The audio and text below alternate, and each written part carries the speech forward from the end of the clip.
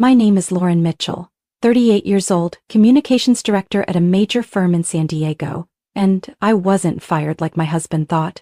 I was promoted. A turning point I once dreamed of.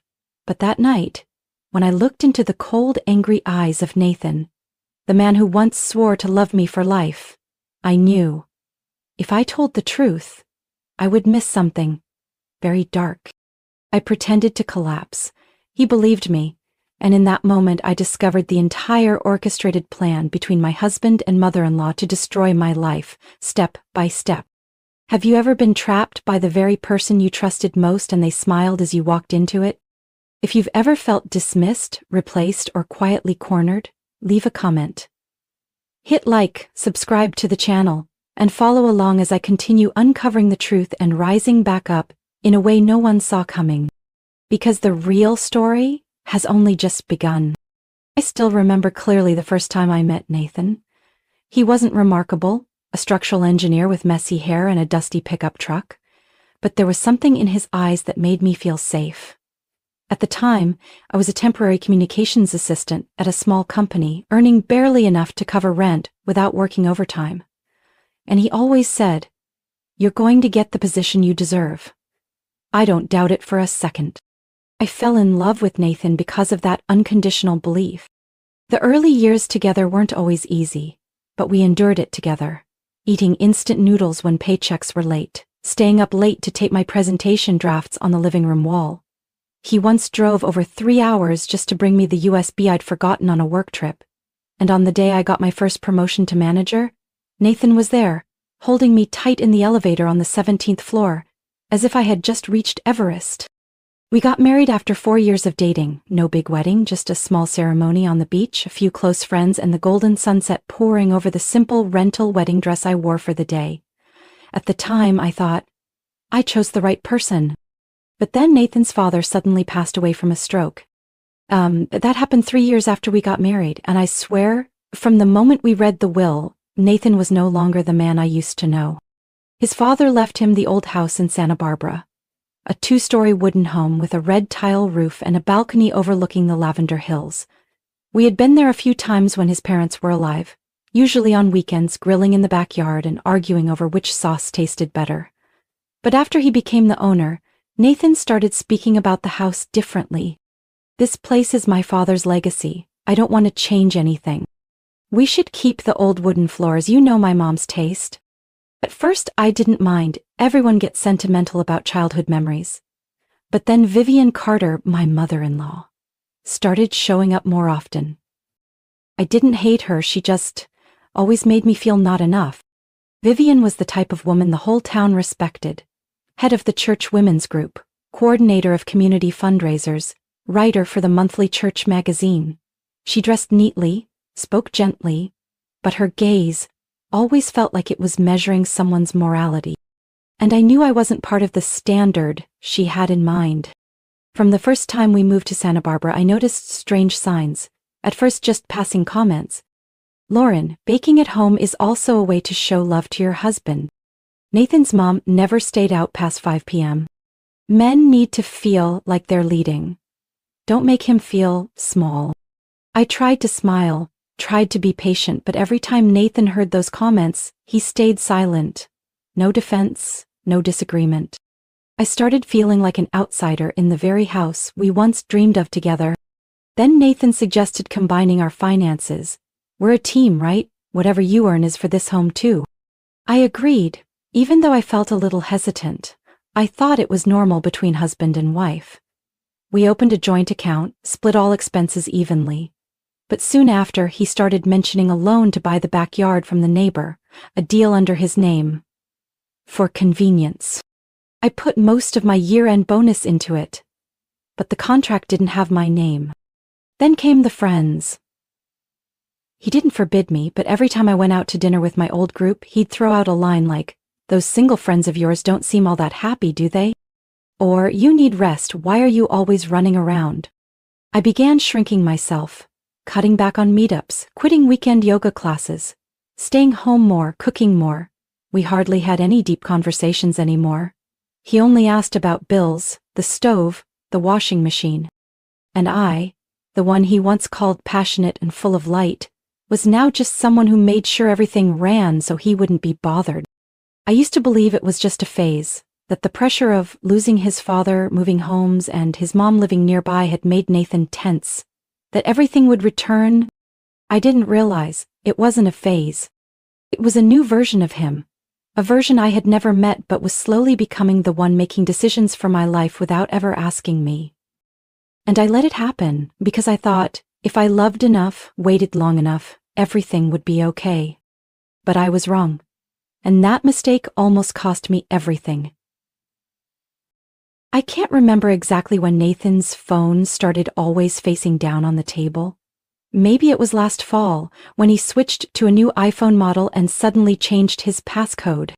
It wasn't because I checked his phone, I never had, because I used to trust him. But when you live with someone long enough, you notice the small changes, the unfamiliar ringtone in the middle of the night, nameless messages flashing and disappearing, or the way they slightly flinch when you walk into the room while they're staring at their screen. At first, I reassured myself. He's stressed, maybe it's a client, or his mom. But then I discovered a strange money transfer from the joint account. Not just once, but several times with the note, Charity Community Group. But there was no organization name, no thank you note, no receipt.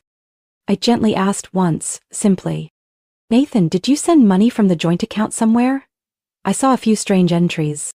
He didn't look up, only replied flatly, Oh, Mom asked me to send it to the prayer group, just some tea and snacks money.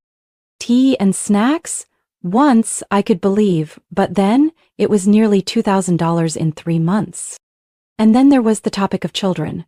We had a very clear agreement, no kids. At least not while both of us were focused on our careers. But lately, Nathan kept repeating lines like, Don't you think it's time we thought about family? If it's always about work, when will it ever feel stable? Vivian said the older you get, the harder it'll be to have children. I sat silently in the kitchen, listening to my husband repeat his mother's words like they were gospel truth, as if we had never had that 3-hour conversation in the living room 2 years ago, when we clearly agreed we wouldn't have children unless we were truly ready. I started to feel like I was being changed without being asked. The house I once loved, with its large windows facing the hills and the kitchen where I had picked every cabinet handle, was no longer a place I wanted to come home to. Vivienne had her own key. She came whenever she pleased, opened the fridge like it was hers, pointed at the plumber like she owned the place, and gave instructions to the gardener as if I were a tenant. One Friday morning I came home early because a meeting had been canceled. As I pulled into the driveway, I noticed the front door was slightly ajar. Nathan's voice echoed from the office inside. I didn't mean to eavesdrop. But that sentence, short, clear, and ice-cold, froze me in place. She's almost convinced. One more nudge and she'll fall right into place. A beat of silence, then a low, mocking laugh. I stepped back, gently shut the car door, and pretended I had never come back. But the entire afternoon my head was spinning. Was I she? Convinced of what? And what was the push? That night, Nathan smiled at me across the dinner table. He asked, Why do you look so serious? I gave a soft smile. I was just thinking, maybe I should take a break from work. His eyes lit up, a flicker of relief passed through what looked like a casual glance. I knew I had guessed right. And that moment, I began collecting the truth. I dug through old emails, contribution receipts for the house I had sent him, and copies of interior design contracts with my signature on them. I bought an external hard drive and began backing up every document related to our finances, the house, and investments. I recorded conversations whenever Vivian came to the house. I texted Monica Green, my college best friend, now a personal and marital assets attorney in San Diego. Monica, I need to see you, it's urgent. Is it what I think it is? She replied with just 3 words. Don't sign anything. I didn't sign. I didn't speak either. I clung to every piece of evidence like a soldier quietly preparing for a war the enemy still thought they were winning. I still smiled when Nathan hugged me, still nodded when Vivian asked if I'd reconsidered having children. But each night, after the house fell asleep, I sat in the office, reviewing every file, every recording, every bank statement. I didn't cry anymore, because I knew this pain was turning into a weapon, and when the time came, I would use it so no one would ever again dare call me a burden to be replaced. It was a Wednesday afternoon. My important meeting was canceled at the last minute due to a technical issue with the client. I didn't tell anyone, just turned the car toward home out of habit, feeling a quiet sense of joy. The thought of a peaceful afternoon, brewing a cup of chamomile tea, reopening the draft of my unfinished speech, it all made me feel lighter after weeks of tension. But as I stepped onto the porch, my hand touching the wooden door handle, I heard soft laughter coming from inside, Nathan's voice, and another woman's, older, sharp, familiar. Vivian. The door was unlocked, and from inside came footsteps followed by a clear voice. You can't let her linger around this house any longer. She doesn't belong here, Nathan. I gently pushed the door open a crack and crept along the hallway by the stairs. The thick carpet silenced my steps. Nathan replied, his tone flat. I know. But if I push too fast, she'll suspect something. Right now she still thinks she has a choice. Vivian chuckled, her voice tinged with triumph. Don't overestimate Lauren. Women like her, half smart, educated, yes, successful, sure, but they have no idea where real power lies. I gripped the banister, my lips pressed so tightly they turned white. Elisa is ready, she continued. She's the perfect choice. Quiet, humble, obedient, not like the kind who's always in meetings, giving speeches, appearing on TV like Lauren. I heard Nathan sigh. I know, Alyssa told me last week. The little boy started calling me Daddy. My whole body went cold. Alyssa. I had met her a few times, always brief encounters at church or during events hosted by Vivian, a gentle woman with a soft voice, always in long floral dresses, always bowing her head politely when greeting me. I had never seen her as a threat, and I had no idea that the divorced single mother was being prepared to replace me in the very home I once called my own. Vivian lowered her voice, but not enough for me to miss it. She's over 35 now. People are starting to whisper. No children, no real contribution to the church. I told the women's group, if Lauren truly loved you, she'd step aside on her own. We just need to add a little more pressure. I don't know if accusing her is the right move, Nathan hesitated. You don't have to do anything, let me handle it. I already told Pastor Hall there are signs Lauren may have committed financial fraud at her company, just suspicions, but in this town, suspicion is enough to cast someone out. I bit my lip until I tasted blood, but Vivian didn't stop. Her tone sharpened like she was chairing a secret council meeting. And if that doesn't work, we still have one final card, infertility. I clenched my hands so hard the knuckles turned pale. She had an abortion before, didn't she, before the wedding? Mom! I'm not sure, I never asked. You don't need to be sure. People don't need proof. Just enough believers.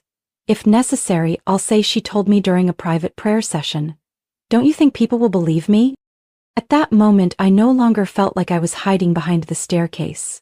I felt like I was standing in the middle of a courtroom, being sentenced by people cloaked in morality, yet stripped of all conscience. I forced myself to breathe, to stay silent even though my throat tightened. Every word they said drove another sharp thorn into the trust I once placed in my husband. I heard the clink of a glass set down. Nathan spoke slowly, as if weighing options. So, what do we do about the house if Lauren refuses to leave? Vivian answered without hesitation. Sell it. You have the right. I've already contacted a broker. They're ready to move. Once she loses her job, once her name is dragged through the mud, she'll have nothing left to cling to. And what about Alyssa? She's moving in, soon. I've already prepared a room for the boy. I felt dizzy, my legs numb, as if they no longer belonged to me. They weren't just planning to leave me, they were planning to erase me. I turned slowly back toward the door, quiet as a shadow. I couldn't let them know I had heard. When I stepped outside, the sun was already setting. I don't remember the drive home. I remember only one thing. Alyssa wasn't a coincidence, she was a plan, and I was the last to know I was being replaced. Since that afternoon, I began playing the role of the broken woman, and strangely, it was easier than I expected. I didn't need to cry. I only had to stay silent, walk a little slower, season dinner a little less, stare out the window a little longer.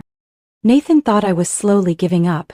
He even started acting pleasant, offering me wine, cleaning up the kitchen, and saying things with fake concern like, "I know this is hard for you, but if we part ways peacefully, it'll be easier on both of us."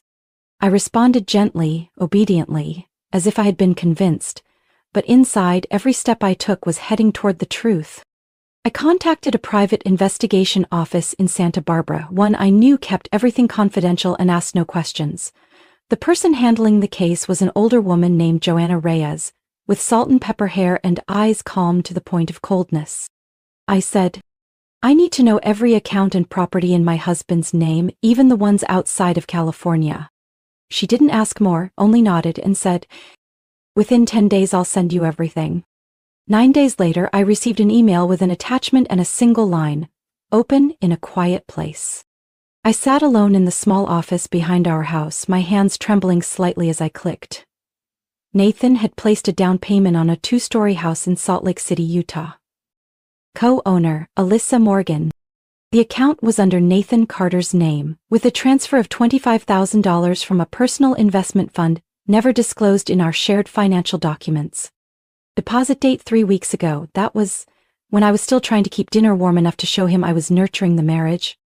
I don't remember how long I sat there staring at the screen. I just know that when I finally stood up, I went to the bathroom and washed my face 3 times. I needed to look tired enough so Nathan wouldn't suspect anything when I stepped back into the living room. "Did you eat yet?" I asked, like nothing was wrong. He shrugged. "Not really hungry, a bit tired, the project's behind schedule." I didn't need to know how deep his lies went. I only needed to remember every word he said. 3 days later, Joanna sent me a second file, a set of medical records quietly photographed from a clinic in Fresno where Elisa had gone for prenatal care when she was still living with her mother. I opened the file, scrolled to the section, gestational age 13 weeks, last ultrasound 2 weeks ago. Notes, complicated pregnancy history, requires close monitoring. I flipped through the pages quickly and my heart stopped. At the bottom of the report, in the emergency contact section, the first line read, "Kyle Brennan, ex-husband." I didn't know why Alyssa listed him there. Maybe it was a mistake. Maybe she still used her old records during the first visit. But for me, it was a door.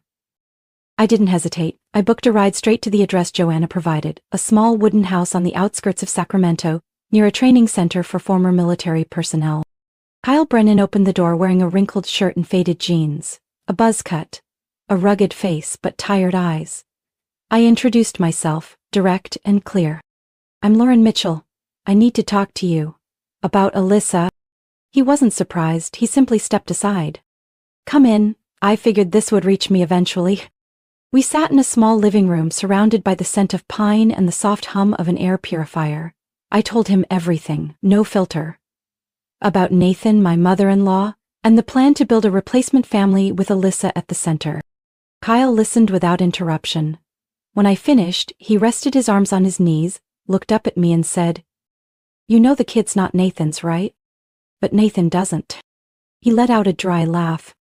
"Alyssa, she's always calculating, blamed everything on me during the divorce, said I was controlling, abusive. Meanwhile, I was the one working double shifts, sending my full paycheck so she could take church youth leadership classes. I stayed silent. I wasn't there to dig into their past. If this ends up in court, and I need a witness, would you testify?" He looked at me, long enough that my heart skipped a beat. "I'm not doing this for revenge. I don't hold anything against Alyssa anymore. But if there's a woman out there being replaced by a lie, I don't want to stay silent again." "Thank you, I'm not sure I'll need it. But I need to know I'm not alone." Kyle stood and poured me a glass of water. "You're not alone, Lauren. Trust me. You're not the first woman Alyssa's led into her maze. But maybe you're the first one who knows how to find the way back out." I left Kyle's house at dusk. As the car rolled along the darkening road between rows of trees, I looked up at the deep purple sky and realized, this fight wasn't about saving a marriage anymore. It was about saving dignity, the truth, and myself. I filed for divorce on a Monday morning, under a gray sky that seemed to understand exactly what was happening. No dramatic announcement, no emotional posts. I just walked into court, filed the papers, and signed with a firm stroke. I didn't need to shout to the world that I had been betrayed, because what I needed wasn't pity. It was a clear, written record of the truth. Monica filed the petition on my behalf. Soon after, she sent a copy to Nathan's legal team. The response didn't take long. Just 2 days later, I received an official reply. Nathan Carter formally contested the division of assets, claiming the house was inherited property and not subject to marital ownership. No surprise, I had expected that. His attorney's name was Richard Mendez, a middle-aged man with slicked-back hair, always in metal-rimmed glasses, speaking in a rehearsed tone like he was reading from a script. The first hearing, he began with a sentence that sounded polite but carried sharp implication. My client hopes for an amicable separation, without conflict or unnecessary harm. He respectfully requests that his former wife vacate the home as soon as possible to preserve both parties' reputations. Monica didn't respond right away. She simply slid a thick folder to the center of the table and said, lightly as a breeze, "There's plenty to discuss about reputations, but for now, we'd like to confirm a few facts." She flipped the pages. This is a copy of the joint account statements over the past 7 years, clearly showing Ms. Mitchell's contributions toward the monthly mortgage. I sat beside her, saying nothing. My hand rested on my cold palm. Monica continued, her tone calm but sharp as a blade. Here are receipts for furniture purchases made under her name. Kitchen cabinets from Stonehill, imported Italian leather chairs, the commercial-grade washer she selected and installed in 2019. Richard interrupted, trying to maintain composure. We're not denying Ms. Mitchell made contributions. Nor are we demanding half the house, Monica cut in, a brief smile appearing. We are only asking the court to recognize those contributions as legally valid, sufficient to protect her financial interest.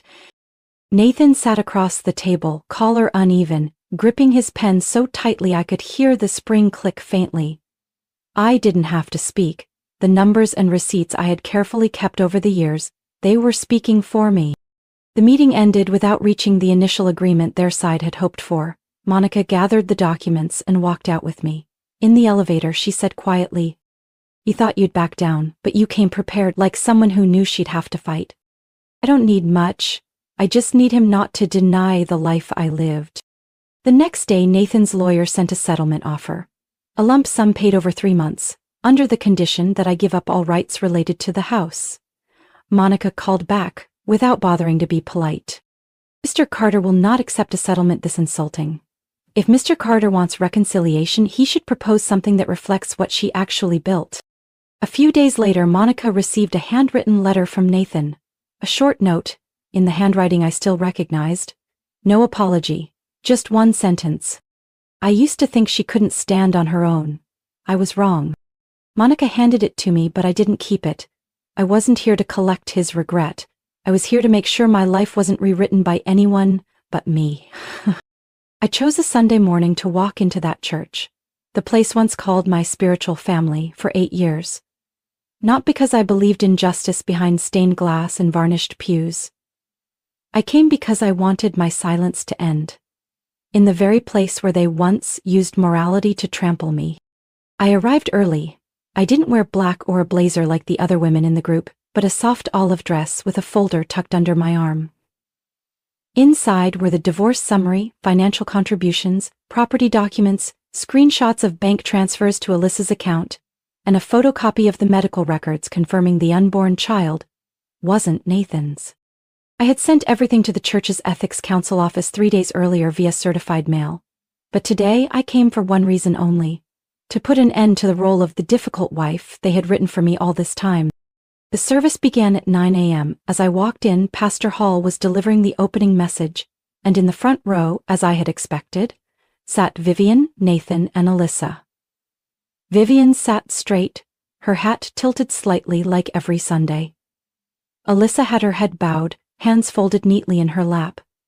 Nathan wore a blue shirt, his expression calm, as if he hadn't just been at the center of a property dispute.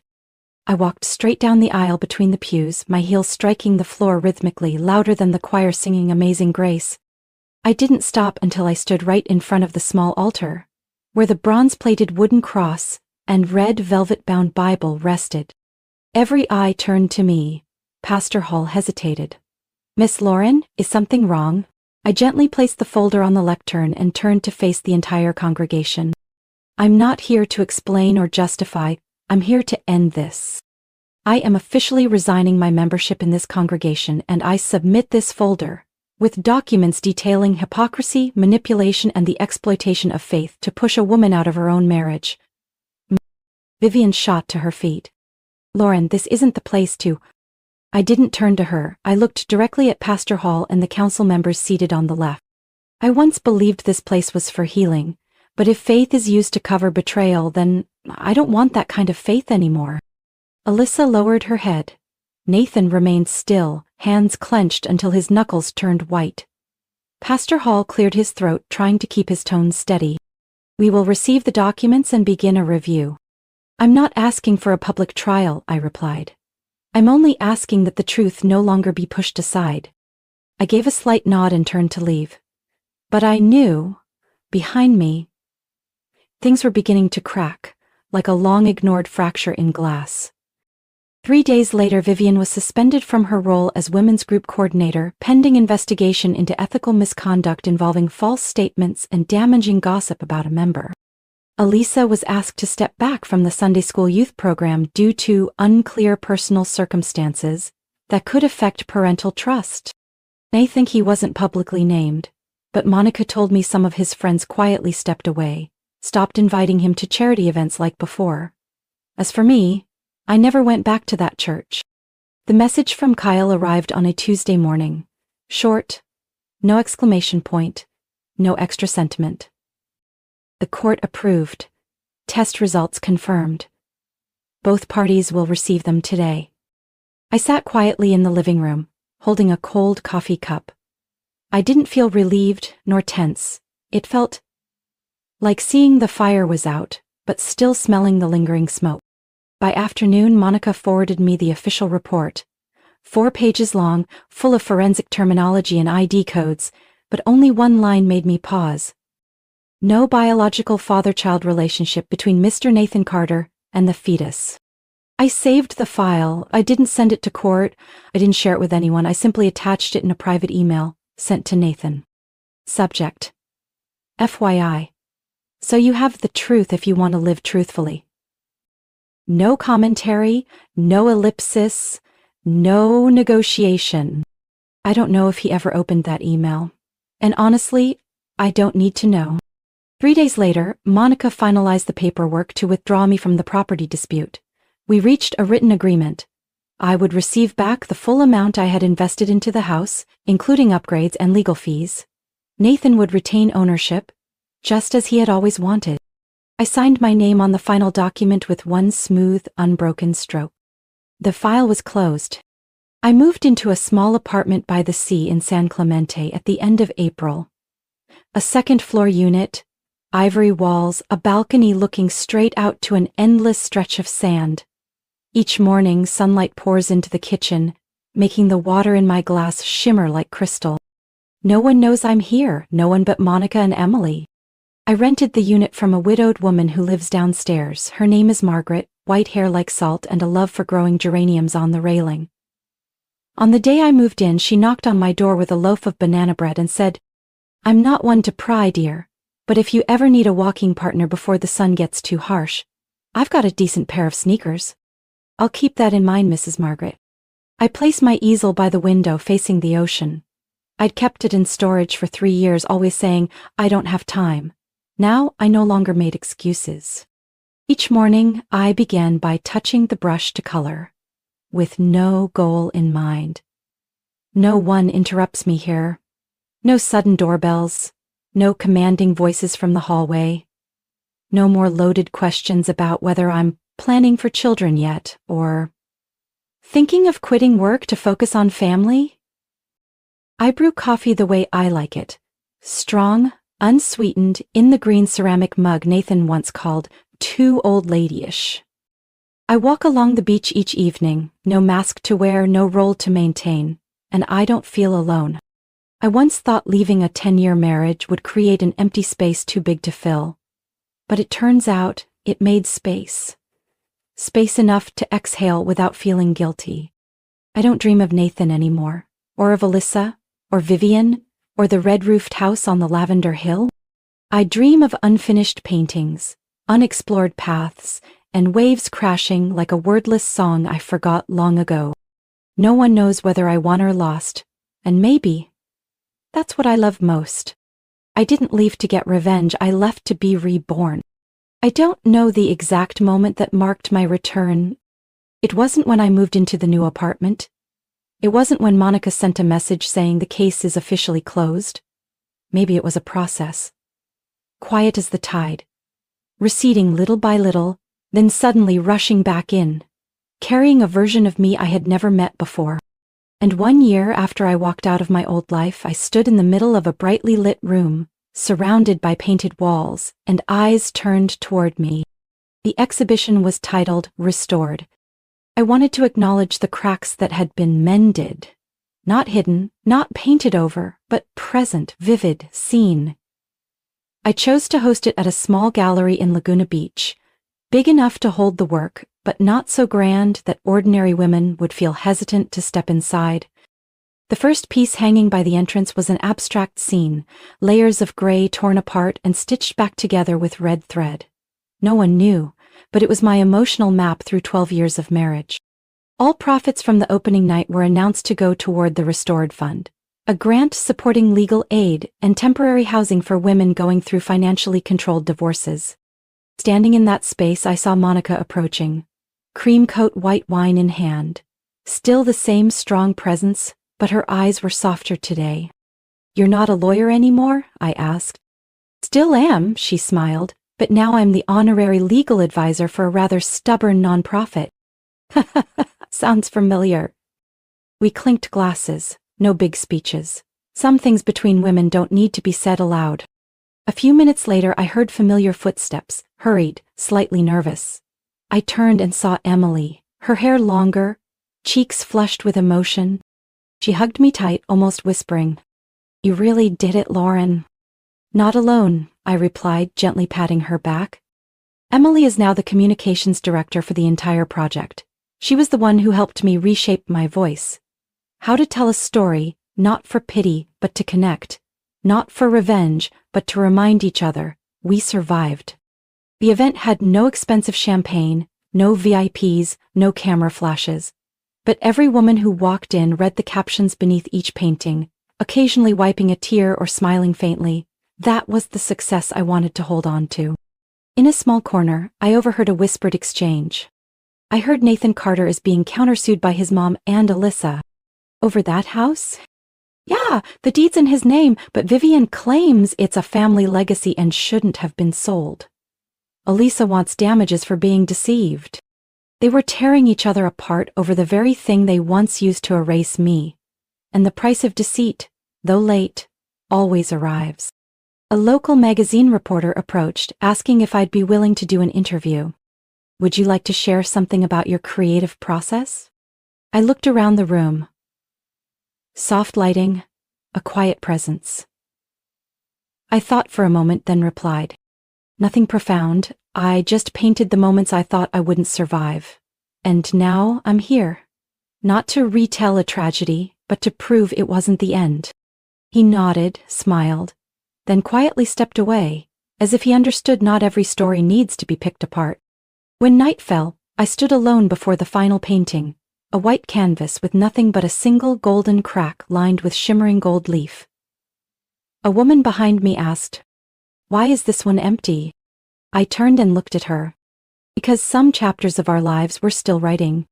And maybe that's the most beautiful part. That night, the ocean breeze slipped through a cracked window, carrying the scent of salt and bay laurel from the balcony. I was sitting in my private studio, a small room I had converted from a guest bedroom, where warm yellow light touched each painting, each old stain on the oak desk. A glass of red wine sat beside the speaker. The jazz track I used to play back in Santa Barbara was on, blue and green. The melody drifted like silk, weaving through every thought. I had no plans for the evening, no one to meet, no emails to answer, no calendar reminders, just me and silence in its truest form. I don't write memoirs. I don't do long interviews. I've turned down every article asking about the past, about my inspiring story. On the desk, among brushes and sketchbooks, was a handwritten letter.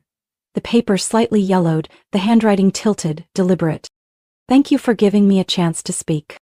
Not everyone lets others tell the truth, especially when the truth doesn't serve their victory. I wish you continued strength, but more than that, peace. Kyle Brennan. I read it for the third time, then folded it, carefully placing it into the old wooden box in the corner of my desk. The one where I keep things not needed for work but too important to throw away. On the lid, a line I had carved myself. Evidence isn't meant to hurt anyone, it's meant to protect yourself. I used to think justice meant making someone bow their head in shame, but now I understand. Some victories don't need acknowledgement. They just need you to no longer need an apology. I poured a little more wine, stepped out onto the balcony. The night breeze was cool, a salty tang on the tongue. Below, the sand shimmered with scattered light from nearby homes. In the distance, a child laughed from one apartment. A small dog barked once, then fell silent. I leaned against the railing, still holding my glass, eyes scanning the star-filled sky. I didn't wish for anything. I didn't remember anything.